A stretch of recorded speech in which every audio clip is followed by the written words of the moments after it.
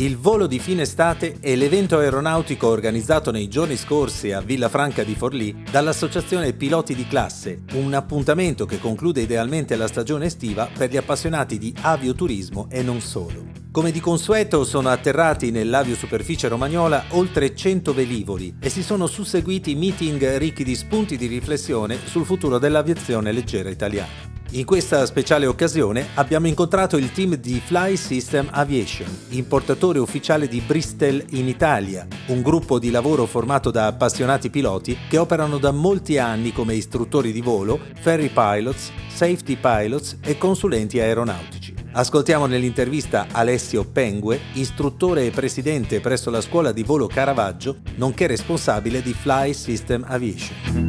3 buoni motivi per volare Bristol. Direi sicuramente il comfort, le prestazioni e l'affidabilità.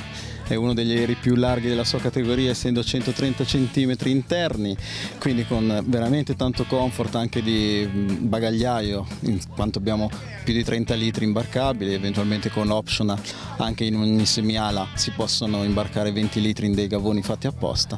Le prestazioni, per essere così grandi, comunque con le varie motorizzazioni che ormai abbiamo, consentono all'aereo di volare a ben oltre i 220 km/h con oltre 5 ore di autonomia e con un regimi di crociera economica anche fino a 6 ore di autonomia, quindi sicuramente un aereo fatto per le grandi tratte. Un possibile interessato, a chi si può rivolgere? Un sito internet? Si può rivolgere a noi siamo la Fly System Aviation e siamo gli importatori ufficiali dei Bristol in Italia, siamo basati a Caravaggio, Bergamo.